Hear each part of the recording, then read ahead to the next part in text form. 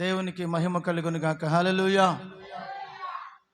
మన ప్రభువును ప్రియ రక్షకుడైన యేసుక్రీస్తు నామములో కూడి వచ్చిన మీ అందరికీ ప్రత్యేకమైన వందనాలు తెలియజేస్తున్నాను. మంచిది, సమయాన్ని సద్వినియోగం చేసుకుంటూ ముందుకు వెళదాం. దయచేసి మీ పరిశుద్ధ గ్రంథాన్ని తెరచి యోహాను 3వ పత్రిక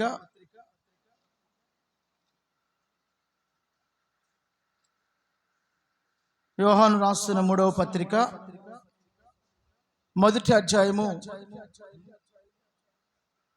2వ వచనం చదువుకుందాం. ప్రియుడా నీ ఆత్మ వర్ధిల్లుచున్న ప్రకారము నీవు అన్ని విషయములోను వర్ధిల్లుచు సౌఖ్యముగా ఉండవలనని ప్రార్థించుచున్నాను. దేవునికి స్తోత్రం. హల్లెలూయా. అపోస్తలుడైన పౌలు ఈ యోహాను సువార్తలో మనం ఈ యొక్క యోహాను పత్రికలో మనం చూస్తున్నాము. సంఘాన్ని బలపరుస్తూ సంఘముతో చెప్తున్న మాట ఏంటంటే, ప్రియుడా నీ ఆత్మ వర్ధిల్లుచున్న ప్రకారము నీవు అన్ని విషయంలో సుఖముగా సౌఖ్యముగా నుందువు. మన ఆత్మీయ జీవితాన్ని మనం ఎప్పుడు కూడా దృష్టించాలి. మనము ఆత్మ సంబంధులము. లోకాన్ని విడిచిన తర్వాత ప్రభువులోనికి వచ్చిన తర్వాత మనం అందరము ఆత్మ సంబంధులము కనుక ఆత్మ సంబంధమైన విషయం మీద మన దృష్టి ఉంచాలి. ఈ లేఖన భాగంలో ప్రియుడా నీ ఆత్మ వర్ధిల్లుచున్న ప్రకారము నీవు అన్ని విషయంలో సుఖముగా సౌఖ్యముగా ఉంటావు అని తెలియజేస్తున్నాడు. మనం అందరము కూడా అనుదినము మనం ఆత్మలో వర్ధిల్లాలి, అంతరంగ జీవితంలో వర్ధిల్లాలి. దేవుని పరిశుద్ధ క్రియలలో ఆత్మ సంబంధమైన విషయాలలో మనం దృష్టి పెట్టి ఆ దిశగా మనం ఎదుగుతున్నప్పుడు, ఆ దిశగా మనం ఫలిస్తున్నప్పుడు మనకేం కావాలో మన అవసరతలు ఏంటో అవన్నీ ప్రభు తీరుస్తాడు. చాలామంది చేస్తున్నటువంటి విచిత్రమైన పని ఏంటంటే, మొదట ఉండాల్సిన దాన్ని వెనుక పెడుతున్నారు, వెనుక ఉండవలసిన దాన్ని తీసుకొచ్చి ముందు పెడుతున్నారు. అందుకే వారి జీవితాలు ఫలించడం లేదు. దేవుని వాక్యం చెప్పగానే చెప్తున్న మాట ఏంటంటే, ముందు ఆత్మ సంబంధమైన నీవు నీ ఆత్మ మీద దృష్టి ఉంచు. ఆత్మ సంబంధమైన విషయాల మీద నువ్వు దృష్టి నిలుపు. నువ్వు శరీర సంబంధివి కాదు. చూడండి, దేవుని వాక్యం సెలవిస్తా మరొక మాట ఏం చెప్తుందంటే, శరీర సంబంధులు శరీర సంబంధమైన విషయం మీద దృష్టి పెడతారట, వాటి మీదే మనసు ఉంచుతారట. ఆత్మ సంబంధులు ఆత్మ సంబంధమైన విషయముల మీద మనస్సు పెడతారట. కనుక నీ జీవితంలో నీవు ఆత్మ సంబంధమైన వ్యక్తివైతే, ఆత్మీయంగా నీ జీవితాన్ని కట్టుకుంటున్నట్లయితే, ఆత్మీయంగా నీ జీవితాన్ని బలపరుచుకుంటూ ముందుకు తీసుకుంటూ వెళుతున్న వ్యక్తివైతే, నీవు నీ జీవితాన్ని ఆత్మ సంబంధంగా నడిపించుకో. మనం అందరము ఆత్మ సంబంధమైన పోరాటం చేయుచున్నాం. మనము ఆత్మీయ యాత్ర చేయుచున్నాం. మనము ఆత్మ సంబంధమైన పరలోక రాజ్యమునకు వెళ్ళబోతున్నాం. ఈ శరీరాన్ని విడిచి అంతరంగములో గొప్ప పోరాటాన్ని జయించి నిత్య రాజ్యాన్ని మనం స్వతంత్రించుకోబోతున్నాం. కనుక మనము అన్ని విషయంలో జయము పొందిన వారిగా ఉండాలి. అన్ని విషయాల్లో జయం పొందాలి. కనుక ప్రియుడా నీ ఆత్మ వర్ధిల్లుచున్న ప్రకారము నీవు అన్ని విషయంలో సుఖముగా సౌఖ్యముగా ఉంటావు. చాలా మంది సుఖంగా ఉండాలని, సౌఖ్యంగా ఉండాలని, మంచి బ్రతుకు బ్రతకాలని, అన్ని సమృద్ధిగా ఉండాలని కోరుకుంటారు. కోరుకున్నంత మాత్రాన అవి తక్కువ. సుఖంగా బ్రతకాలని కోరుకున్నంత మాత్రాన నువ్వు సుఖంగా బ్రతకలేవు. నువ్వు సుఖంగా బ్రతకాలంటే ఏం చేయాలో నువ్వు తెలుసుకోవాలి. సౌఖ్యంగా జీవించాలంటే ఏం చేయాలో నువ్వు తెలుసుకోవాలి. తెలుసుకొని ఆ దిశగా నువ్వు అడుగులు వేసినప్పుడు నువ్వు సుఖంగా సౌఖ్యంగా ఉంటావు. దేవునికి మహిమ కలుగును గాక. హల్లెలూయా. కనుక మన జీవితంలో మనము ఆత్మ సంబంధంగా ఎదిగే వ్యక్తులుగా, ఆత్మ సంబంధమైన జీవితం కలిగిన వ్యక్తులుగా, ఆత్మీయ జీవితంలో కట్టబడుచు, ఆత్మ సంబంధం విషయాలను నాటబడుచు, ఆత్మ సంబంధమైన ఫలములు ఫలించుచు, ప్రభువు కొరకు ఓపికతో మనము ఎదురు చూడవలసిన అవసరం ఎంతైనా ఉంది. దేవునికి మహిమ కలుగును గాక. హల్లెలూయా. మనము ఆత్మ సంబంధముగా వర్ధిల్లాలి అని అంటే మన జీవితాలకు ప్రభువు తోడుగా ఉండాలి. ఎవరు తోడుండాలి? ఎవరు తోడుండాలి? ప్రభువు మనకు తోడుగా ఉండాలి. ప్రభువు మన జీవితాలు కనుక తోడు లేకపోతే మనం ఫలించలేం, మనం వర్ధిల్లలేం, మనం అభివృద్ధి చెందలేం, మనం విస్తరించలేం, మనం ఫలభరితంగా మార్చబడలేం. ప్రభువు మనకు తోడుగా ఉండాలి. నీవు వర్ధిల్లాలి, ఆత్మలో వర్ధిల్లాలి అని కోరుకుంటే ప్రభువు నీకు తోడుగా ఉన్నాడో లేదో నువ్వు పరీక్షించుకోవాల్సిన అవసరం ఉంది. దేవునికి స్తోత్రం. దేవుడు మనకు తోడుగా ఉన్నట్లయితే మనం వర్ధిల్లుతాం. చూడండి, పరిశుద్ధ గ్రంథంలో నుంచి 2 కుటుంబాలను మీకు తెలియచేస్తాను. 2 కుటుంబాలు కూడా ఒకే వ్యక్తిని ఆరాధిస్తున్నారు.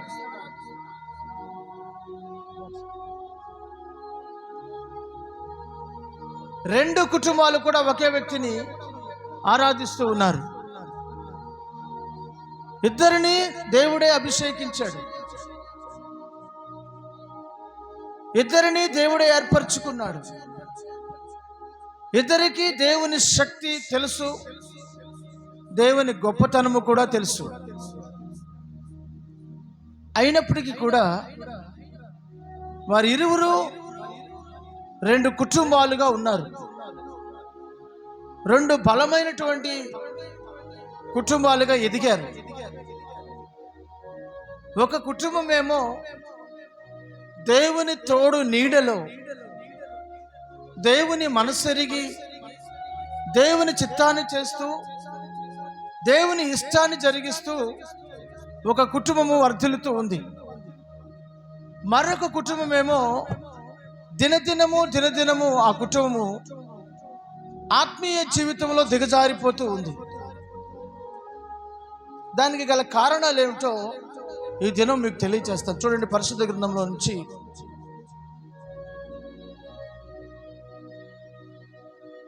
శామ్యూయల్ 2వ పుస్తకం, సమూయేలు 2వ గ్రంథం 5వ అధ్యాయము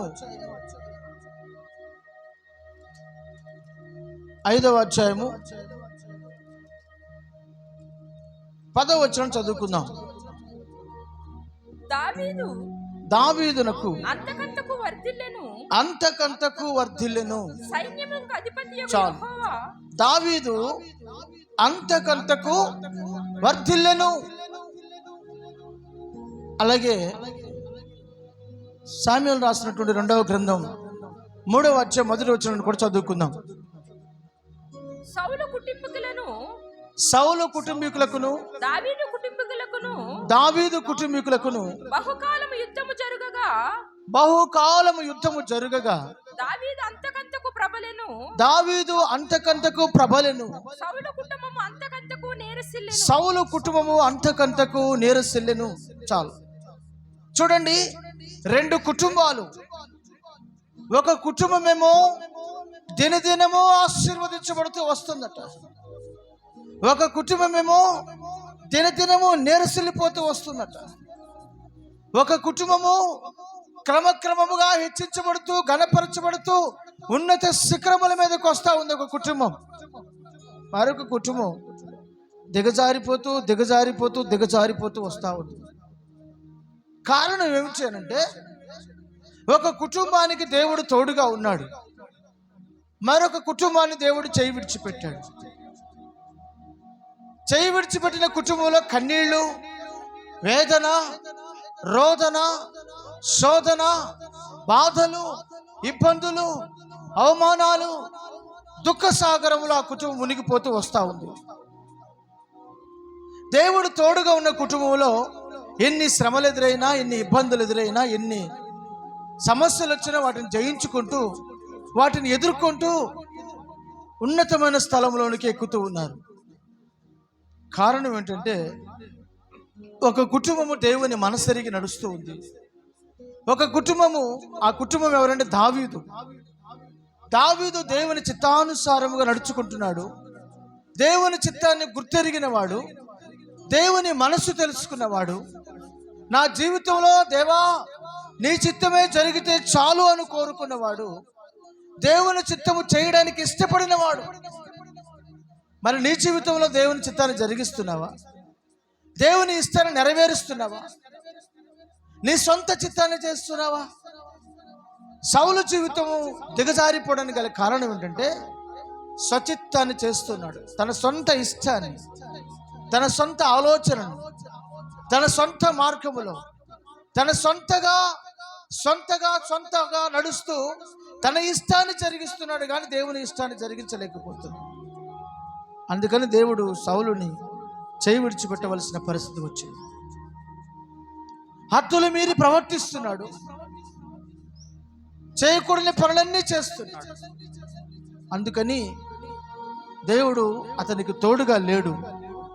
దేవుడు అతన్ని చేయి విడిచిపెట్టాడు. తన కుటుంబ పరిస్థితులన్నీ చేజారిపోతూ తన స్థితి దౌర్భాగ్యంగా ముగించబడినట్లుగా మనం పరిశుద్ధ గ్రంథంలో చూస్తున్నాం. ఈ రోజున నీ దేవుని సన్నిధిలోకి వచ్చిన నీవు అంతరంగంలో వర్ధిల్లాలి అని ప్రభు నీతో మాట్లాడుతున్నాడు. నీవు ఆత్మలో వర్ధిల్లాలి అని ప్రభు నీకు తెలియచేస్తున్నాడు. నీవు ఆత్మలో వర్ధిల్లుచున్న ప్రకారం అన్ని విషయంలో సుఖముగా సౌఖ్యముగా ఉంటావని ప్రభు తెలియజేస్తున్నాడు. చూడండి, ఒక వ్యక్తిని దేవుడు పిలిచాడు, ఏర్పరచుకున్నాడు. ఇదిగో నేను నిన్ను ఆశీర్వదిస్తానని చెప్పాడు. అతడు దేవుని మాట విని సమస్తమును సర్వమును విడిచిపెట్టి ఖాళీ చేతులతో దేవుడు చూపించిన పట్టణానికి వెళ్ళాడు. దేవుడు చూపించిన స్థలానికి వెళ్ళాడు. దేవుని మాటకు సంపూర్ణముగా పరిపూర్ణముగా లోబడ్డాడు. దేవుడు చెప్పినట్లుగానే విధేయత కలిగి దేవుని సన్నిధిని నిందారహితుడిగా నడుచుకుంటూ ఉన్నాడు అబ్రహాం. దేవుని చిత్తాన్ని జరిగిస్తూ దేవుని మాటకు లోబడుతూ తన జీవితాన్ని నడిపించుకుంటూ వెళుతున్నాడు. కొన్ని సంవత్సరాల తర్వాత ఆదికాండం 24వ అధ్యాయం 1వ వచనం మనం చూస్తున్నట్లయితే దేవుడు అబ్రహామునకు తోడుగా ఉన్నాడు. దేవుడు అబ్రహామును అన్ని విషయములలో ఆశీర్వదించెను అని రాయబడింది. హల్లెలూయా. అన్ని విషయములలో అబ్రహామును దేవుడు బహుగా ఆశీర్వదించాడు. ఎక్కడిదయ్యా నీకు ఇంత ఆశీర్వాదం, ఎక్కడిదయ్యా నీకు ఇంత దీవెన అని అబ్రహామును అడిగితే అబ్రహాం గారు చెప్తున్న మాటను తెలుసిన, నేను ఆత్మీయ జీవితంలో వర్ధిల్లాను, అంతరంగ జీవితంలో దేవుని ఎదుట ఒక నమ్మకమైన జయ జీవితం చేశాను, కనుక దేవుడు నాకు శారీరకంగా ఏం కావాలో అవన్నీ ఇచ్చాడు అని చెప్తున్నాడు. హల్లెలూయా. కనుక నీవు శరీర సంబంధమైన విషయముల మీద మనస్సు ఉంచక ఆత్మ సంబంధమైన విషయముల మీద నువ్వు మనస్సు కలిగి ఏమి తిందుమా, ఏమి త్రాగుదుమా, ఏమి ధరించుకుందుమా అని లోకస్తులు వాటి గురించి విచారిస్తూ ఉంటారట. యేసుక్రీస్తు ప్రభు చెప్తూ ఉన్నారు. ఆయన ఏం చెప్పారంటే, ఇదిగో అన్యజనులు విచారించినట్లుగా మీరు విచారించకూడి, ఏమి తిందుమా, ఏమి త్రాగుదుమా, ఏమి ధరించుకుందుమని అన్యజనులు విచారిస్తారు. మీ పరలోకపు తండ్రికి తెలుసు మీకేం కావాలో. మీ పరలోకపు తండ్రి మీకు ఏం కావాలో తెలుసు కనుక వాటన్నిటిని మీకు ఇస్తాడు. అయితే మీరు మొదట నా నీతిని వెతకండి, నా రాజ్యమును వెతకండి.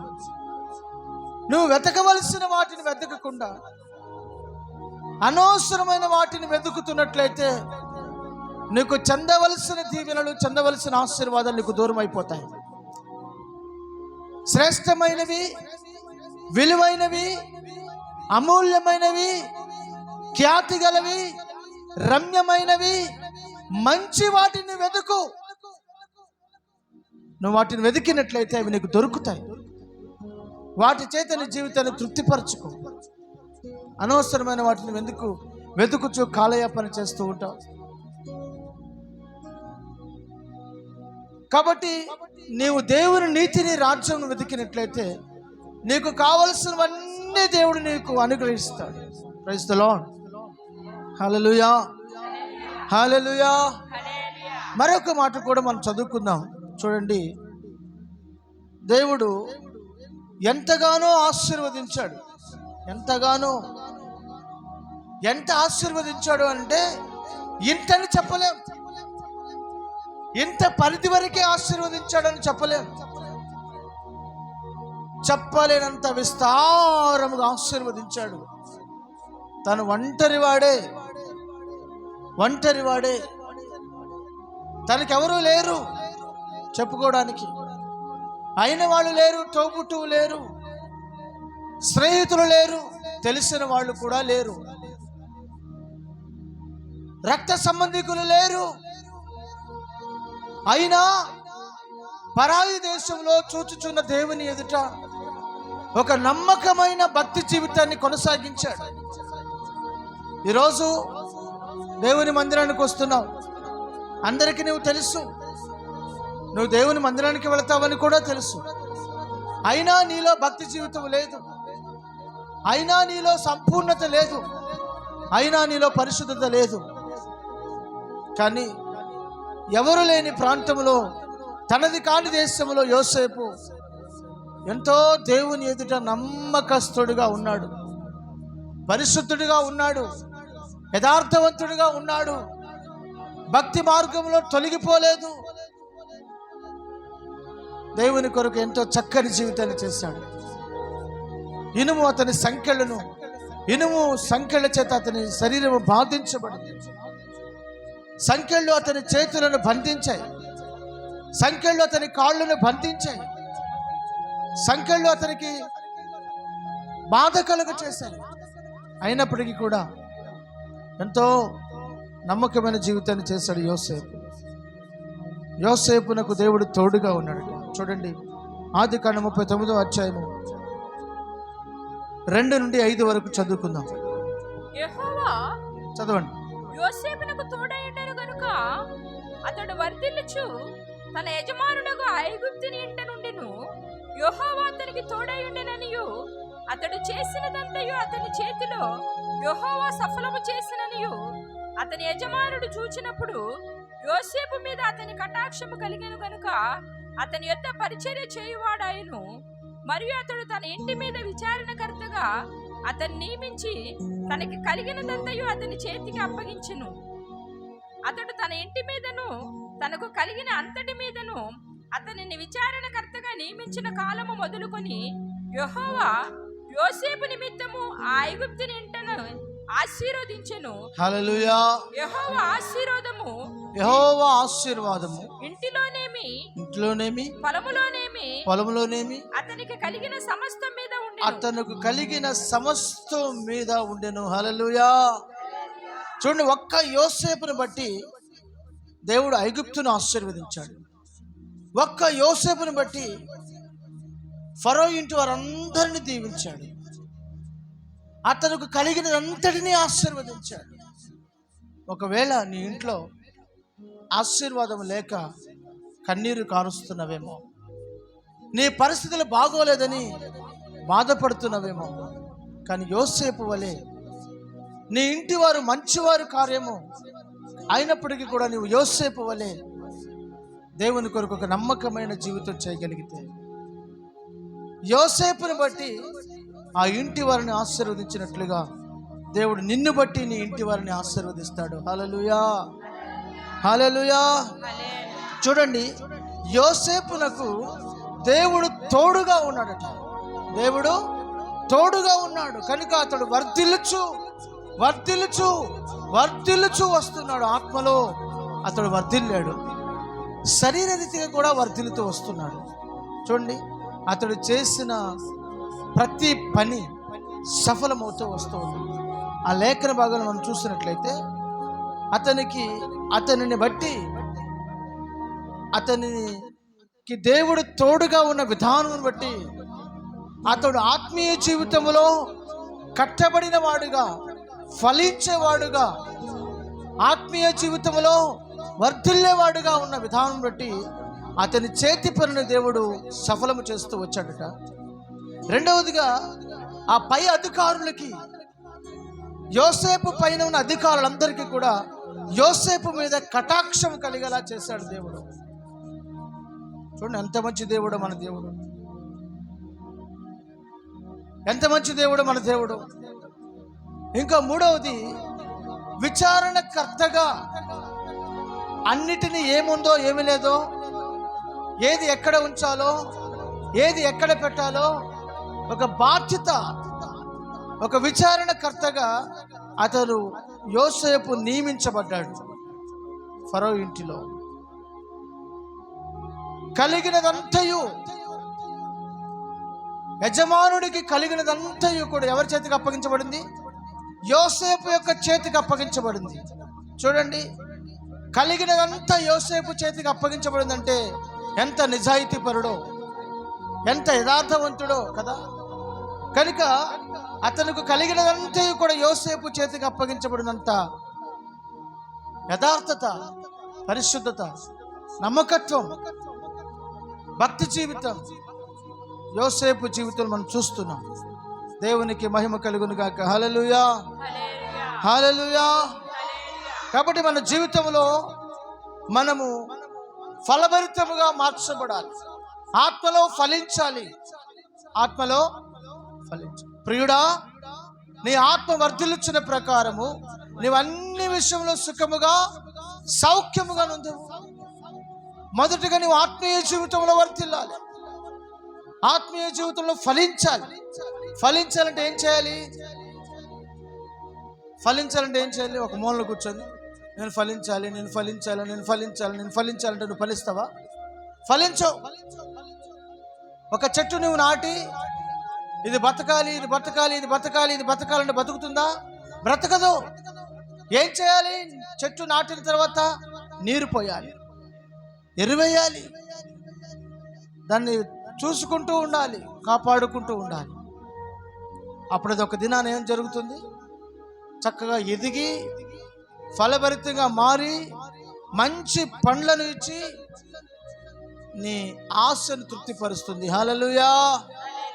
అదే విధంగా నువ్వు ఆత్మీయ జీవితంలో వర్ధిల్లాలి అని అంటే నువ్వు చేయవలసిన పని ఏంటో మీకు తెలియజేస్తా. చూడండి, కీర్తనల గ్రంథం 1వ అధ్యాయము 1వ వచనం నుంచి 3వ వచనం వరకు. కీర్తనల గ్రంథం 1వ అధ్యాయము 1 నుండి 3వ వచనం వరకు.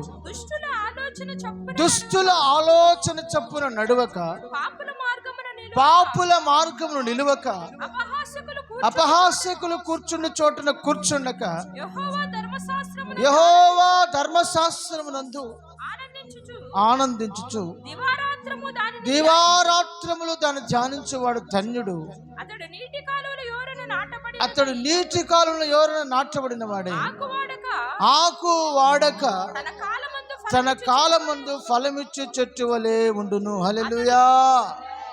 అతడు చేయనదంతయు సఫలమగును. చాలు.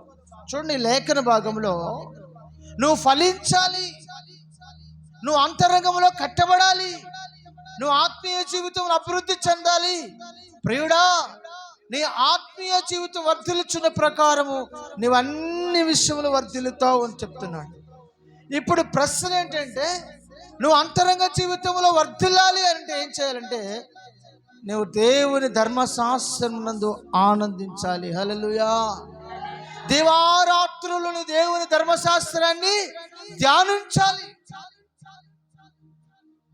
కొంతమంది ఉంటారండి, కనీసం వారంలో ఒక 10 నిమిషాలైనా బైబిల్ చదవని మహా గొప్ప భక్తులు ఉన్నారు ఈ కడవర్తనాల్లో. తీరిక లేదు, క్షణం తీరిక లేదు, దమ్మిడి ఆదాయం లేదు. అర్థమవుతుంది? క్షణం తీరుకుండదు వాళ్ళకి. దేవుని ధర్మశాస్త్రాన్ని నువ్వు ధ్యానిస్తే ఫలిస్తావు. దేవుని వాక్యాన్ని, నీ చేతిలో నీ పరిశుద్ధ గ్రంథాన్ని ప్రతిరోజు తప్పకుండా, క్రమం తప్పకుండా నువ్వు దాన్ని చదవాలి, ధ్యానించాలి. అప్పుడు నువ్వు ఫలిస్తావు, అప్పుడు నీవు కట్టబడతావు. ఇంకా దేవుని వాక్యం ఉంటుంది, ఆకు వాడక తన కాలమందు ఫలమిచ్చు చెట్టు వలె అతడు ఉంటాడు. అతడు చేయనిదంతయు సఫలమవుతుంది కానీ విఫలము కాదు. నీ జీవితంలో ఎక్కడికి వెళ్ళినా విఫలం విఫలం, అన్నిట్లో ఫెయిలే, అన్నిట్లో ఫెయిలే. జీవితంలో ఫెయిల్, చదువులో ఫెయిల్, ఉద్యోగంలో ఫెయిల్, ప్రతి చోట, ప్రతి విషయంలో, ప్రతి స్థలములో, అన్నిట్లో ఫెయిల్. కారణం ఏంటి తెలుసునా? నువ్వు ఫలభరితముగా లేకపోవడానికి కారణం దేవుని జీవగ్రంథాన్ని నువ్వు చదవడం లేదు, ధర్మశాస్త్రం నువ్వు పఠించడం లేదు. అందుకే నీ జీవితంలో విఫలమవుతూ వస్తున్నావు. ప్రియుడా, నీ ఆత్మ నువ్వు వర్ధిల్చున్న ప్రకారం అన్ని విషయంలో సుఖముగా సౌఖ్యంగా ఉండాలంటే ఇదిగో మొదటిగా నువ్వు చేయవలసింది దేవుని వాక్యాన్ని ధ్యానించు. అప్పుడు నీ చేతి పనులన్నీ సఫలమవుతాయి. నీ కాలమందు నువ్వు ఫలమిచ్చు చెట్టు వలె నువ్వు ఉంటావు, ఫలిస్తావు. ఇంకొక మాట కూడా చెప్తాను చూడండి. దినవృత్తాంతాల 2వ గ్రంథం 26వ అధ్యాయము 3 నుండి 5 వరకు చదువుకుందాం. దినవృత్తాంతాల గ్రంథం 2వ గ్రంథం 26వ అధ్యాయము 3 నుంచి 5 వరకు. ఉజ్జియా ఏలన ఆరంభించినప్పుడు 14 ఏండ్ల వాడై యెరూషలేములో 52 సంవత్సరములు ఏలెను. యెరూషలేమును 52 సంవత్సరములు ఏలెను. 52 సంవత్సరాలు ఏలాడంట. అతని తండ్రి యెరూషలేము కాపురస్తురాలు. ఆమె పేరు యెకొల్యా. అతడు తన తండ్రి అయిన అమజ్యా చర్య అంతటి ప్రకారము యెహోవా దృష్టికి యథార్థముగా ప్రవర్తించెను. దేవుని ప్రత్యక్షత విషయమందు తెలివి కలిగిన జకర్యా దినములలో అతడు దేవునిని ఆశ్రయించాడు. అతడు యెహోవాను ఆశ్రయించినంత కాలము దేవుడు అతన్ని వర్ధిల్ల చేసెను. చాలు చూడండి, లేఖన భాగంలో తెలివి కలిగిన జకర్యా దినములలో దేవుని ప్రత్యక్షత విషయంలో ఈ ఉజ్జియా దేవుని ఆశ్రయించాడు. దేవుని ఆశ్రయించినందువలన అతడు ఏమవుతూ వస్తున్నాడండి? వర్ధిల్లుతూ వస్తున్నాడు.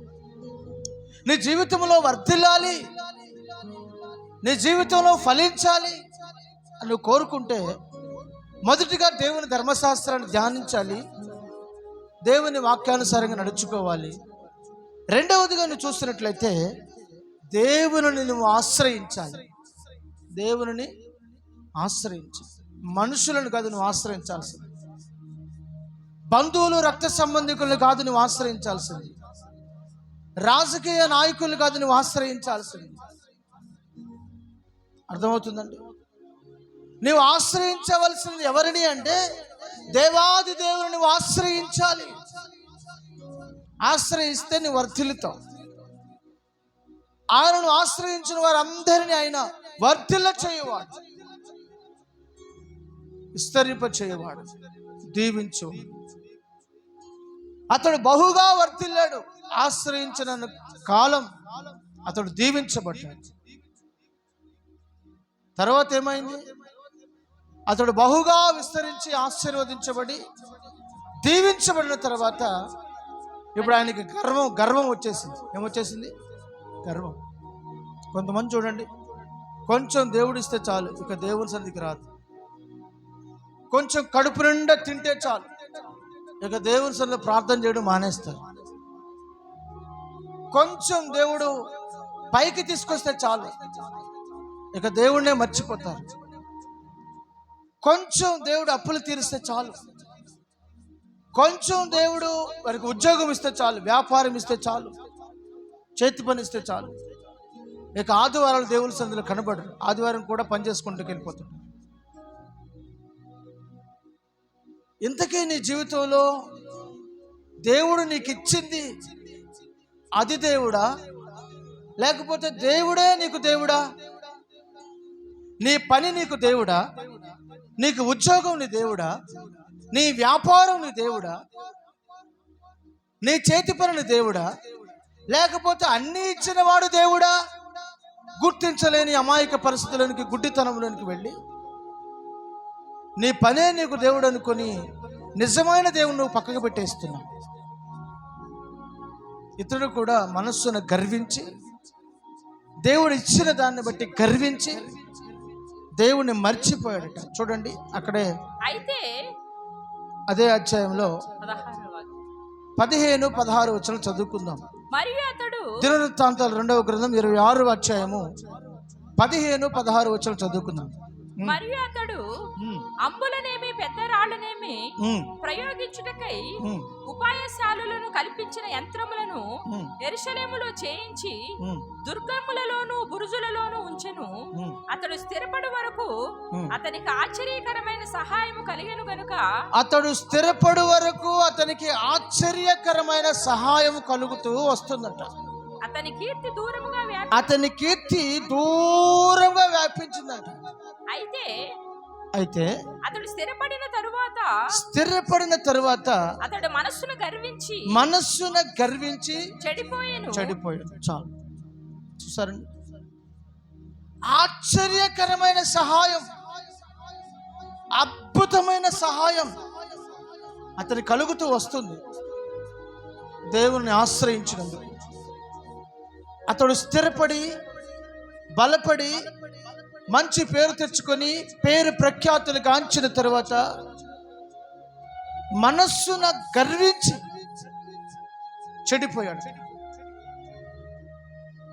జాగ్రత్త, దేవుడు నీకు ఇచ్చిన దాన్ని బట్టి గర్విస్తే దేవుడు నీకు ఉన్నదంతా తీసేస్తాడు. కలిగిన వానికి సమృద్ధిగా కలుగును, లేని వానికి ఉన్నది కూడా వాని యొద్ద నుండి తీసివేయబడును. అంటే ఇదే దేవుడు నీకు ఇచ్చిన దాన్ని నువ్వు కాపాడుకుంటూ వెళితే, దేవుడు నీకు ఇచ్చిన దాన్ని బట్టి విధేయత చూపుతూ మరింత కృతజ్ఞత కలిగి నువ్వు దేవుణ్ణి ఆరాధిస్తూ శిరము వంచి దేవుని మహిమపరుస్తూ ఉంటే దేవుడు నీకు బహు విస్తారమైన దీవెనలతో నిన్ను నింపుతాడు. ఇచ్చిన దాన్ని బట్టి నువ్వు గర్విస్తూ దేవుని మైమరిచి అహంకారమైన మనస్సు కలిగి ఎదురు తిరిగే స్వభావం కలిగి విధేయత కోల్పోయి మనస్సులో గర్వం పెంచుకొని నాకేం తక్కువలే, నాకు అన్నీ ఉన్నాయిలే అని నువ్వు ఎదురాడే స్వభావం కలిగి ఉంటే, చూడండి, దేవుడు కొందరిని ఆశీర్వదిస్తే దైవ సేవకులకే ఎదురు చెప్తారు. ఇక దైవ సేవకులకే పాఠాలు నేర్పిస్తారు.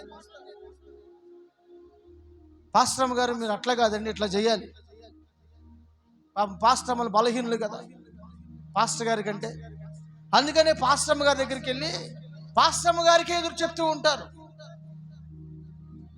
పాస్టర్ గారి దగ్గర వారి పప్పులు ఉడకవు కనుక పాస్టర్ గారి దగ్గర ఎదురు చెప్పలేరు. చాలా జాగ్రత్త. నీకు ఆశ్చర్యకరమైన సహాయాన్ని అందించే దేవుని ఎదుట నీవు సరిచేసుకొని మరింత విధేయత కలిగి లోబడి నమ్రత కలిగి విధేయతలో నువ్వు దేవునికి దగ్గరగా వెళుతూ మరింతగా నువ్వు ఆశీర్వాదాన్ని పొందాలి. హల్లెలూయా. అతడు మనస్సును గర్వించి చెడిపోయాడు. నాశనములోనికి తన బ్రతుకు నడిపించుకున్నాడు. అతని జీవితంలో ఒక భయంకరమైనటువంటి వ్యాధి చేత పీడించబడుతూ అతడు బంధించబడి ఒక గదిలో బంధించబడి ఆ గదిలోనే కుక్క చావు చచ్చాడు. కారణం ఏంటంటే అతనికి భయంకరమైనటువంటి కుష్టు వచ్చింది. ఏమొచ్చింది? కుష్టు. దేవుడు సహించాడు దీనిని కూడా. దేవుడు దేనిని కూడా సహించడండి. ఆయన నీతిగల న్యాయాధిపతి. నువ్వు ఎంత తగ్గింపు జీవితాన్ని కలిగి ఉంటావో అంతగా నిన్ను హెచ్చిస్తాడు. నిన్ను నీవు హెచ్చించుకుంటే దేవుడు నిన్ను తగ్గిస్తాడు. తనకు తాను హెచ్చించుకున్నవాడు తగ్గించబడును, తన్ను తాను తగ్గించుకున్నవాడు హెచ్చించబడును. ఈ మాట మీరు ఎప్పుడూ కూడా గుర్తుపెట్టుకోవాలి. మూడవ విషయం ఏంటంటే, మొదటిది, నీవు ధర్మశాస్త్రాన్ని ధ్యానిస్తూ ఉన్నట్లయితే, దుష్టుల ఆలోచన చొప్పున నడవకుండా నువ్వు జీవిస్తున్నట్లయితే, నీ కాలమందు నువ్వు ఫలమిచ్చే చెట్టు వలె ఉంటావు. నీ పనులన్నీ దేవుడు సఫలము చేస్తాడు. రెండవదిగా, నీవు దేవుని ఆశ్రయిస్తే నువ్వు వర్ధిల్లుతావు. మూడో విషయాన్ని కూడా మీకు చెప్తాను చూడండి. నీవు నీతిని కలిగి ఉన్నట్లయితే దేవుడు నిన్ను వర్ధిల్ల చేస్తాడు. యోబు గ్రంథం 8వ అధ్యాయము 6-7 వచనాలు చదువుకుందాం. యోబు గ్రంథం 8వ అధ్యాయము 6-7 వచనాలు చదువుకుందాం. నీవు పవిత్రుడవై యథార్థవంతుడవైన ఎడల నిశ్చయముగా ఆయనని యందు శ్రద్ధ నిలిపి చదువుదాం. నీ నీతికి తగినట్టుగా నీ నివాస స్థలమును వర్ధిల్ల చేయును. అప్పుడు నీ స్థితి మొదట కొద్దిగా నుండినను తుదర నీవు మహా అభివృద్ధి పొందుదువు. చాలు. ఈ లేఖన భాగములో నీ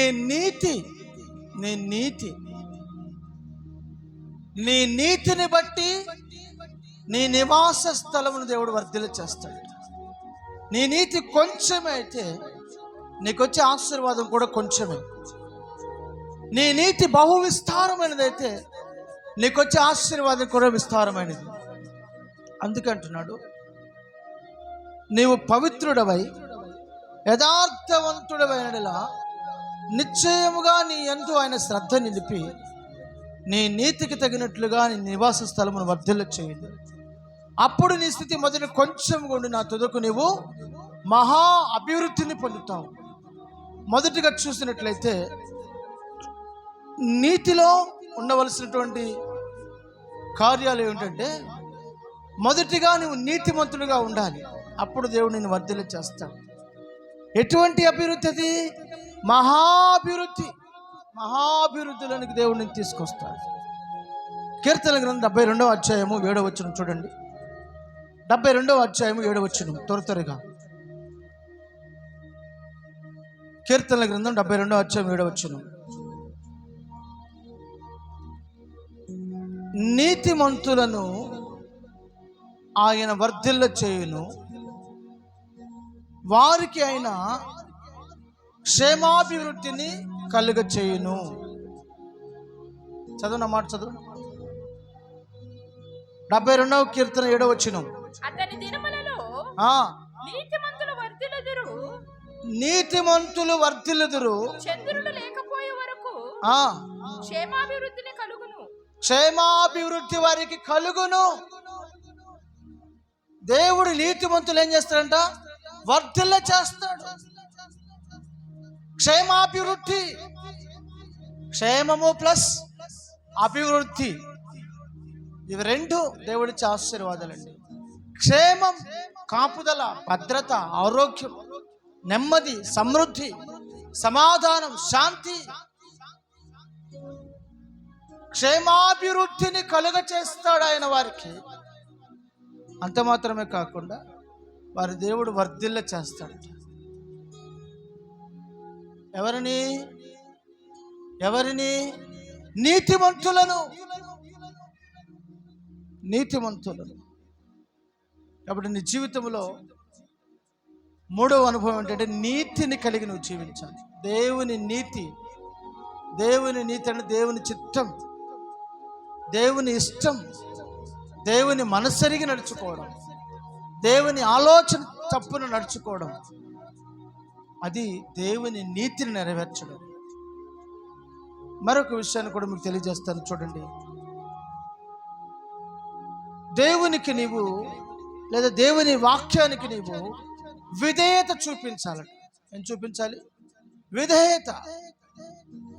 దేవుని సేవకులకు, దేవుని వాక్యానికి, దేవుని మాటకు నువ్వు సంపూర్ణ విధేయత కనుపరచాలంతే. నువ్వు ఆశీర్వదించబడాలంటే విధేయత చూపించాలి.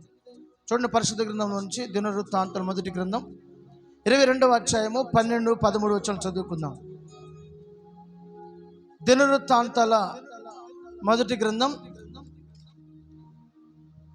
22వ అధ్యాయము 12, 13 వచనాలు చదువుకుందాం. నీ దేవుడైన యెహోవా ధర్మశాస్త్రమును నీవు అనుసరించినట్లుగా యెహోవా నీకు వివేకమును తెలివిని అనుగ్రహించి ఇశ్రాయేలీయుల మీద నీకు అధికారము దయచేయును గాక. యెహోవా ఇశ్రాయేలును గూర్చిన మోషేకి ఇచ్చిన కట్టడలను ప్రకారముగాను ఆయన తీర్చిన తీర్పుల ప్రకారముగాను జరుపుటకును నీవు జాగ్రత్త పడిన ఎడల నీవు వృద్ధి పొందుదువు. ధైర్యము తెచ్చుకొని బలముగా ఉండుము, భయపడకము, దిగులు పడకము. ఇదిగో నేను నా కష్ట స్థితిలో. హల్లెలూయా. 12-13 వచనాలు మాత్రమే.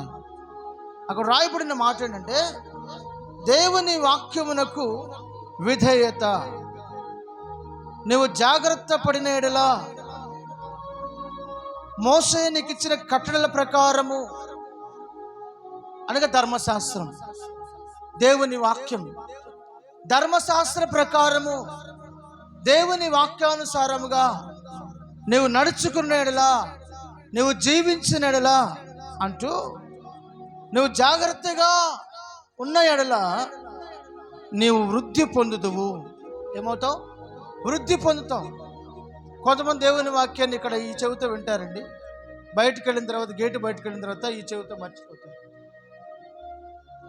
ఇక్కడ విని బయటకు వెళ్ళి నువ్వు మర్చిపోయే లెక్కైతే నువ్వెన్నడూ కూడా వృద్ధిలోనికి రాలేవు, అభివృద్ధిలోనికి రాలేవు. చూడని, నువ్వు దేవుని వాక్యాన్ని నమరవేస్తూ ఉండాలి, ధ్యానిస్తూ ఉండాలి, దాన్ని తలపోసుకుంటూ ఉండాలి. ఈరోజు చెప్పబడిన ఈ వాక్యం వారమంతా నీ గుండెలో మెదులుతూ ఉండాలి, దాన్ని ధ్యానిస్తూ ఉండాలి, జ్ఞాపకం తెచ్చుకుంటూ ఉండాలి, దాన్ని నమరవేస్తూ ఉండాలి. దేవునికి స్తోత్రం. హల్లెలూయా. కనుక నువ్వు దేవుని వాక్యానికి విధేయత చూపినప్పుడు, నువ్వు దేవుని వాక్యానుసారంగా నడుచుకోవడం జాగ్రత్త పడినప్పుడు నువ్వు వృద్ధిలోనికి వస్తావు, అభివృద్ధిలోనికి వస్తావు. హల్లెలూయా. మరొక మాట కూడా చదువుకుందాం. ఇర్మియా గ్రంథం 10వ అధ్యాయం 21వ వచనం. సమయం లేదు కనుక నేను త్వరగా చెప్పుకుంటూ వెళ్ళిపోతున్నాను, ఎక్కువగా దాన్ని వివరించడం లేదు, జస్ట్ మీకు జ్ఞాపకం చేసుకుంటూ వెళ్ళిపోతున్నాను. ఇర్మియా గ్రంథం 10వ అధ్యాయం 21వ వచనం. కాపరులు పశుప్రాయులై యెహోవా యొద్ద విచారణ చేయరు గనుక వారు వర్ధిల్లకై ఉన్నారు. దేవుని యొద్ద విచారణ చేయక ఉన్నారు. దేవుని దగ్గర అడగడం లేదు చాలా మంది, దేవునికి చెప్పుకోవడం లేదు చాలా మంది, దేవునికి తెలియచేయడం లేదు, అందుకు మనం వర్ధిల్లడం లేదు అంటున్నాడు అక్కడ. అనగానే వర్ధిల్లకపోవడానికి మరొక కారణం అంటే దేవుని దగ్గర విచారణ చేయకపోవడం, అడగకపోవడం, తెలుసుకోకపోవడం, చెప్పకపోవడం. అడగంది అమ్మైనా అన్నం పెట్టదు. నువ్వు ప్రభు దగ్గర అడిగి విచారించి తెలుసుకోవాలి, అప్పుడు నువ్వు వర్ధిల్లుతావు. దేవునికి మహిమ కలుగును గాక. నువ్వు దేవుని దగ్గర అడగకుండా వర్ధిల్లలేవు, దేవుని అడగకుండా నువ్వు అభివృద్ధిలోనికి రాలేవు. ఆయన వద్దకు వచ్చేవాడు ఆయన ఉన్నాడనియు ఫలము దయచేయువాడనియు మొదట నమ్మవలను కదా అంటున్నాడు. అడుగుడి మీకు ఇవ్వబడును, వెదుకుడి మీకు దొరుకును, తట్టుడి మీకు తీయబడును. కనుక నువ్వు అడగాలి, అడిగి పొందుకోవాలి. Praise the Lord. నువ్వు ప్రతిరోజు అడగకుండానే నువ్వు అన్ని తీర్చుకుంటావు అవసరతలు. నీ పిల్లల్ని దగ్గరకు వచ్చి అడిగినప్పుడు నువ్వు ఇస్తున్నావు కదా, ఒక తండ్రిగా, ఒక తల్లిగా. కనుక నువ్వు దేవుని దగ్గర అడిగి పొందుకోవాలి. ప్రభా నాకు ఇది కావాలి, ఇవ్వు తండ్రి అని అడగాలి. నువ్వు దేవుని దగ్గర విచారణ చేయాలి. ప్రభా నన్ను ఈ పని చేయమంటావా, నన్ను అక్కడికి వెళ్ళమంటావా, నీ చిత్తం ఏంటి, నీ ఆలోచన ఏంటి నాయన అని అడగాలి. విచారణ చేయనందువలన వారు వర్ధిల్లడం లేదట. విచారణ చేస్తున్న వారందరూ కూడా, దేవుని యొద్ద విచారణ చేస్తున్న వారందరూ కూడా వర్ధిల్లుతూ ఉన్నారు. మరొక విషయాన్ని కూడా చూద్దాం. చూడండి, సామెతల గ్రంథం 28వ అధ్యాయము 13వ వచనం. అతిక్రమములు దాచిపెట్టువాడు వర్ధిల్లడు, వాటిని ఒప్పుకొని విడిచిపెట్టువాడు దేవుని కనికరమును పొందు. కనుక నువ్వు వర్ధిల్లలేకపోవడానికి మరొక కారణం ఏంటంటే, నీవు ఆత్మలో ఫలించలేకపోవడానికి, అభివృద్ధిలోనికి రాకపోవడానికి, విస్తరించలేకపోవడానికి మరొక కారణం ఏంటంటే అతిక్రమాలు. అతిక్రమం, ఆజ్ఞాతిక్రమమే పాపం. పాపం నీలో ఉండి దేవుని మాట విననివ్వకుండా చేస్తుంది, దేవుని సన్నిధికి రానివ్వకుండా చేస్తుంది, దేవుని సన్నిధిలో ఉండనివ్వకుండా చేస్తుంది, దేవుని సన్నిధిలో ఎదగనివ్వకుండా చేస్తుంది. కాబట్టి నువ్వు గుర్తించి నువ్వు ఆత్మలో వర్ధిల్లాలి అనుకుంటే పాపమును విడిచిపెట్టు, అతిక్రమమును విడిచిపెట్టు, దోషములను విడిచిపెట్టు, చిన్న చిన్న తప్పిదములను విడిచిపెట్టు, చిన్న చిన్న పాపపు బలహీనమైన కార్యాలను విడిచిపెట్టు.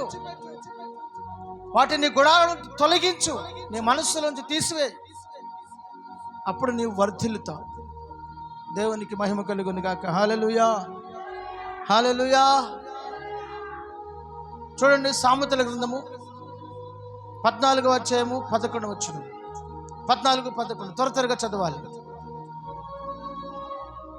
భక్తిహీనుల ఇల్లు నిర్మూలమగును, యథార్థవంతుల గుడారము వర్ధిల్లును. హల్లెలూయా.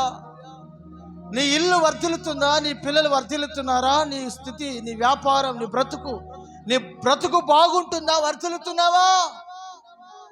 ఎక్కడ వేసిన గొంగళి అక్కడే. అభివృద్ధి లేదు, ఆశీర్వాదం లేదు, క్షేమము లేదు, నెమ్మది లేదు, సుఖము లేదు, ఆరోగ్యము లేదు, సమృద్ధి లేదు, తిండి లేదు, డబ్బు లేదు, లేదు లేదు లేదు లేదు.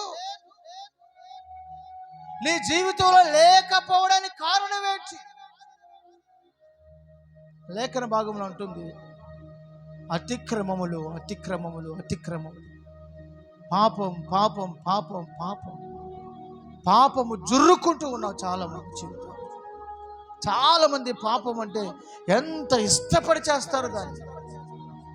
అబద్ధాలు ఆడడం, బూతులు మాట్లాడడం, సరసాలు ఆడడం, జోకులు వేసుకోవడం, ఇష్టం వచ్చినట్లుగా బ్రతకడం, పాపపు మార్గాల్లో నడుచుకోవడం వారికి ఇష్టం.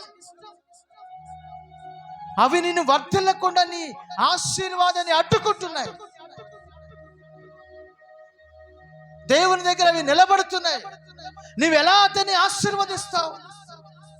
అతడు పాపి కదా, అతడు దోషము కదా, అతడు మంచివాడు కదా, మంచివాడు కాదు కదా, అతనికి నువ్వు ఎలా ఆశీర్వదిస్తావు? మేము అతనికి ఆశీర్వాదం ఇవ్వడానికి ఒప్పుకోమని. నువ్వు చేసిన అపరాధములు, నువ్వు చేసిన దోషములు దేవుని ఎదుట అవి గోడగా నిలబడి అడ్డుగా ఉన్నాయి. హల్లెలూయా. యథార్థవంతుల గుడారమును దేవుడు వర్ధిల్ల చేస్తాడు. నీతిమంతుల గుడారమును దేవుడు వర్ధిల్ల చేస్తాడు. పరిశుద్ధుల జీవితాలను దేవుడు వర్ధిల్ల చేస్తాడు. కనుక నువ్వు పరిశుద్ధంగా, నీతిగా, యథార్థంగా ఉండడానికి ఇష్టపడాలి. చూడండి, సామెతల గ్రంథం 28వ అధ్యాయము 25వ వచనం. 28-25 సామెతల గ్రంథం.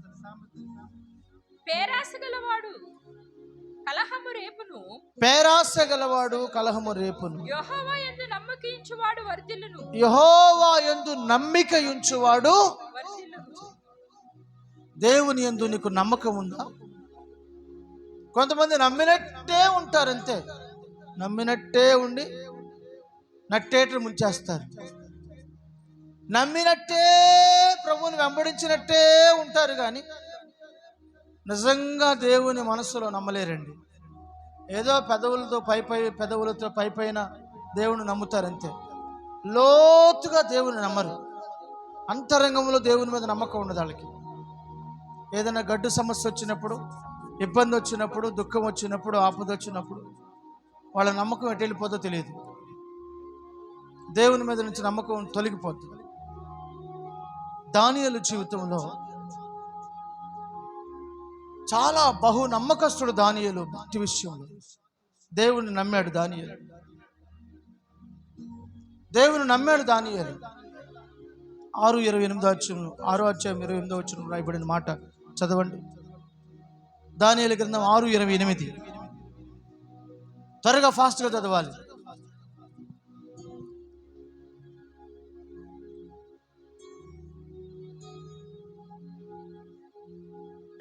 ఈ దానియేలు దర్యావేషు ప్రభుత్వము కాలమందు పారసీకుడకు కోరేషు ప్రభుత్వ కాలమందు వర్ధిల్లెను. అతడు వర్ధిల్లాడట. ఎవరు వర్ధిల్లింది? దానియేలు. ఎక్కడ? వేరే ప్రాంతంలో, సజ్జనుల మధ్యలో కాదు, అన్య దేశంలో వర్ధిల్లాడు. అతడు వర్ధిల్లడానికి గల కారణం ఏంటంటే దేవుని యందు నమ్మకస్తుడు. దేవుని యందు నమ్మకస్తుడు. నువ్వు దేవుని ఎదురు చూచుచున్న దేవుని ఎదురు నమ్మకంగా ఉన్నావు లేదో నీకు తెలుసు. నీ అంతరాత్మకు తెలుసు, నీ మనసుకు తెలుసు. ఎంత నమ్మకస్తుడువో, ఎంత నమ్మకస్తురాలువో, ఎంత మంచి భక్తి చేస్తున్నావో దేవుడికి తెలుసు.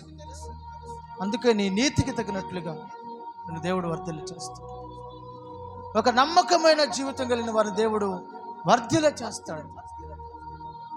చూడండి, మరొక విషయాన్ని చెప్పి నేను ముగించేస్తాను. దేవుని పరిచర్య చేసే విషయంలో నువ్వు నమ్మకంగా ఉన్నావా? దేవుని పరిచర్య చేసే విషయంలో నువ్వు నమ్మకంగా ఉన్నావా? దేవుని పరిచర్య చేసేవారిని, దేవుని మందిరములో పరిచర్య చేసేవారిని దేవుడు వర్ధిల్ల చేస్తాడని. ఉదాహరణగా సమూయేలు దేవుని మందిరంలో బహు నమ్మకమైన పరిచర్య చేశాడు. కొంతమంది మందిరం ఓడం అంటే పాస్టర్ గారు చూస్తేనేమో వంగి వంగి వంగి వంగి వంగి వంగి ఊడుస్తారు. ప్రతి చోట కొంచెం కూడా లేకుండా ఊడుస్తారు, తుడుస్తారు. పాస్టర్ గారు కానీ పాస్టమ్మ గారు కానీ కొంచెం అటు వెళ్తే అక్కడొక చీపిరి, అక్కడొక చీపిరి, అక్కడొక చీపిరి తుడుచుకుంటూ వెళ్ళిపోతుంటారు. ఇంకా అక్కడ కొంచెం మట్టి, అక్కడ కొంచెం బురద కనబడుతూ ఉంటుంది. అదే పరిచర్య, నమ్మకమైన పరిచర్య. అదే నమ్మకమైన పరిచర్య. బల్లారాధన రోజు అందరూ కలిసి భోజనం చేస్తున్నటువంటి ఆ గిన్నెలు, పాత్రలు కడగమంటే ఎవరికి వాళ్ళు విడిచిపెట్టి వెళ్ళిపోతూ ఉంటారు. దేవుని మందిరములో పరిచర్య చేయకుండా నువ్వు ఆశీర్వదించబడలేవు, వర్ధిల్లలేవు. చూడండి, చాలా పెద్ద పెద్ద వాళ్ళు అదే అంటారు, అన్నీ ఉన్న ఆకంటే అణిగి మణిగి అంట. ఏమీ లేని ఆకే ఎగిరెగిరి ఎగిరెగిరి ఎగిరెగిరి పడుతుంటుందంట. బడాయి కొడుతుంటుంది. బడాయి బచ్చా కూడు లేక సచ్చ అన్నట్టు. ఏమి తిండికి కూడా లేని వాళ్ళు, మంచి బట్టలు కూడా కట్టుకోలేని వాళ్ళే బడాయి కొడుతుంటారు. వాళ్ళకేదో ఇంటి దగ్గర పెద్ద ఉన్నట్టు, అసలు ఇంట్లో గిన్నెలే తోమనట్టు, ఇంట్లో కసు ఓడుచు పాసి చెత్త అంతా ఓడవనట్టు, మందిరంలో చీపిరి ముట్టుకోరు, మందిరంలో నీళ్లు పోయారు, మంచినీళ్ళు పోయారు, భోజనం చేసేటప్పుడు పరిచర్య చేయరు, ఆహారం వడ్డించరు, వెళ్ళిపోతుంటారు. సమూయేలు చిన్న వయసు నుండి పరిచర్య చేస్తూ వచ్చాడు కనుక దేవుడు సమూయేలును బహుగా ఆశీర్వదిస్తూ వర్ధిల్ల చేస్తూ వచ్చాడు. హల్లెలూయా. పరిచర్య చేయుట ద్వారా దేవుడు వర్ధిల్ల చేస్తూ వస్తాడు. చూడండి, దేవుని పని హృదయపూర్వకంగా చేశాడట. హృదయపూర్వకముగా. ఎవరు? చూడండి, దినవృత్తాంతాల 2వ గ్రంథం 31వ అధ్యాయము 20-21 వచనాలు చదువుకుందాం. దినవృత్తాంతాల 2వ గ్రంథం త్వరగా చదవాలి. 31వ అధ్యాయము 20-21 వచనాలు. హిజ్కియా యూదా దేశమంతటను ఇలాగు జరిగించెను. తన దేవుడైన యెహోవా దృష్టికి అనుకూలముగాను యథార్థముగాను నమ్మకముగా. మాట చూడండి ఎంత చక్కగా రాయి. నమ్మకముగా పని చేయుచు వచ్చెను. తన దేవుని ఆశ్రయించుటకై దేవుని మందిర సేవ, దేవుని మందిర పని విషయంలోనేమి, ధర్మశాస్త్ర బోధించే విషయంలోనేమి, పాటించే విషయంలోనేమి, ధర్మమంతటి విషయమందేమి తాను ఆరంభించిన ప్రతి పని అతడు హృదయపూర్వకముగా జరిగించాడు. చాలు, హృదయపూర్వకంగా చేశాడట, మనసు పూర్తిగా చేశాడు దేవుని పని. దేవుని పని ఎలా చేయాలి? సగం మనసు ఇంటి దగ్గర పెట్టుకొని సగం మనసు ఇక్కడ పెట్టి కొంచెం పని చేసిన తర్వాత మధ్యలో వెళ్ళిపోతూ ఉంటారు కొంతమంది వదిలేసి. ఏమా మొత్తం పని పూర్తి చేయకుండా వెళ్ళిపోయామంటే ఇంటికాడ పిల్లలు ఉన్నారండి, మా ఆయన ఉన్నాడండి, భోజనం పెట్టాలండి. హృదయపూర్వకంగా చేశాను ఆ పని. హృదయపూర్వకంగా రాజులు చేశారు దేవుని పని. రాజులు చేశారు దేవుని పని హృదయపూర్వకంగా.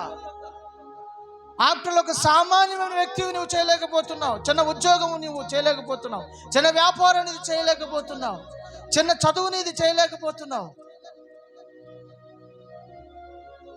దేవుని పని హృదయపూర్వకంగా చేస్తే దేవుడు అంచెలంచెలుగా ఆశీర్వదిస్తాడు. హల్లెలూయా, హల్లెలూయా. చివరిగా ఎవరు వర్ధిల్లుతారంటే, నువ్వు దేవుని మందిరంలో నాటబడాలి. దేవుని మందిరంలో నాటబడాలి. నాటబడకపోతే నువ్వు వర్ధిల్లలేవు. ఒక మొక్క తీసుకొచ్చి ఇక్కడ నాటామా, కొన్ని రోజుల తర్వాత ఈ ప్లేస్ మంచిది కాదండి, ఈ నేల మంచిది కదా పీకేసి ఇంకో దగ్గర పాతేమనుకోండి, బతుకుద్దా? సచ్చిద్ది. కొంతమంది అంటే ఇక్కడ బాప్తిజం తీసుకుంటారా, బాప్తిజం తీసుకునే వరకు నమ్మకంగా వస్తారా, కొంతకాలం తర్వాత ఈ పాస్టర్ గారు మంచోడు కాదు, ఈ పాస్టర్ మంచిది కాదు, ఈ సంఘం మంచిది కాదని చెప్పి ఆ సంఘాన్ని మార్చి ఇంకొక సంఘానికి వెళ్ళిపోతుంటారు. అక్కడేదో ఫలిస్తాం అనుకుని వెళ్తుంటారు. ఇక్కడ పీకి ఇక్కడ మొక్కను నాటబడిన మొక్కను పీకావు కనుక మరొక చాటను నాటడానికి ప్రయత్నం చేసావు కనుక అది చచ్చిపోతుంది, ఫలించదు. ఏంటది? నీ ఆత్మీయ జీవితం, నీ అంతరంగ జీవితం, నీ ఆత్మ స్వభావం సచ్చిన స్థితికి వెళుతుంది తప్ప అది ఫలభరితంగా మారదు, ఫలభరితంగా మారదు. దేవుడు నిన్ను ఎక్కడ నాటాడో, దేవుడు ఏ సంఘములో నిన్ను నాటాడో, దేవుడు ఏ సంఘములో నిన్ను ఫలింప చేస్తున్నాడో ఆ సంఘములో నాటబడిన వ్యక్తివై వర్ధిల్లుతూ రావాలి. హల్లెలూయా. యెహోవా మందిర ఆవరణంలో నాటబడిన వారై వర్ధిల్లుదురు. ఆయన మందిర ఆవరణంలో నువ్వు నాటబడాలి. ఆయన పరిచర్యలో నువ్వు నాటబడాలి. ఆయన కార్యాలలో నువ్వు నాటబడాలి. ఆయన నీతిని జరిగించే విషయంలో నాటబడాలి. అప్పుడు నువ్వు వర్ధిల్లుతావు. చివరిగా, యెరూషలేమా నిన్ను ప్రేమించేవారు, యెరూషలేము దేవుని సింహాసనమున్న స్థలం, యెరూషలేము దేవుని మహారాజు పట్టణం, యెరూషలేమును దేవుడు కోరుకున్నాడు, యెరూషలేమును దేవుడు ఆశీర్వదించాడు. కనుక ఆశీర్వదించబడిన పట్టణాన్ని, ఆశీర్వదించబడిన పట్టణం కొరకు నువ్వు ప్రార్థన చేయాలి. ఆశీర్వదించబడిన పట్టణం కొరకు నువ్వు ఆశతో ఎదురు చూడాలి. కనుక నీవు వర్ధిల్లాలి అంటే ఈ విధమైన మార్గములు దేవుడు నేను నడిపించును గాక. దయచేసి అందరూ మోకరించని ప్రార్థన చేసుకుందాం. ప్రతి ఒక్కరు కూడా మోకరించి ప్రభు సన్నిధిలో మీ హృదయాలు దేవుని చేతికి అప్పగించి, ప్రియుడా నీ ఆత్మ వర్ధిల్లుచున్న ప్రకారము నీవు అన్ని విషయంలో సుఖముగా సౌఖ్యముగా నుందువు. నువ్వు వర్ధిల్లాల్సిన విషయంలో నువ్వు మొదట వర్ధిల్లాలి. దేవుడు నీకు తోడుగా ఉంటే వర్ధిల్లుతావు. ధర్మశాస్త్రం ధ్యానిస్తూ ఉంటే, దుస్తుల ఆలోచన చెప్పి నడవకుండా ఉంటే నువ్వు వర్ధిల్లుతావు. ఫలభరితముగా ఉంటావు, ఫలమిచ్చు చెట్టు వలె ఉంటావు. నువ్వు దేవుని ఆశ్రయిస్తే నువ్వు వర్ధిల్లుతావు. నీవు నీతిని కలిగి జీవిస్తే వర్ధిల్లుతావు. నువ్వు దేవుని వాక్యానుసారముగా జీవిస్తూ వాక్యానికి విధేయత చూపిస్తే నువ్వు వర్ధిల్లుతావు. దేవుని యొద్ద నువ్వు విచారణ చేసే వ్యక్తిగా ఉంటే నువ్వు వర్ధిల్లుతావు. అతిక్రమంలో ఒప్పుకొని విడిచిపెట్టినట్లయితే వర్ధిల్లుతావు. నువ్వు యథార్థముగా జీవించినట్లయితే వర్ధిల్లుతావు. దేవుని యందు నువ్వు నమ్మకమైన జీవితం కలిగి ఉన్నట్లయితే నువ్వు వర్ధిల్లుతావు. నువ్వు దేవుని మందిరంలో పరిచర్య చేసే వ్యక్తివైతే వర్ధిల్లుతావు. హృదయపూర్వకంగా దేవుని పని జరిగించే వ్యక్తివైతే నువ్వు వర్ధిల్లుతావు. యెరూషలేమును ప్రేమించే వ్యక్తివైతే వర్ధిల్లుతావు. నువ్వు వర్ధిల్లాలని ప్రభు కోరుతున్నాడు. నువ్వు ఆత్మలో వర్ధిల్లాలని ప్రభు కోరుతున్నాడు. అందరూ ప్రార్థన చేసుకురండి. దైవ సేవకురాలు మీ కొరకు ప్రార్థన చేస్తుండగా ప్రార్థనలు ఏకీభవించండి. అందరూ ప్రార్థనలు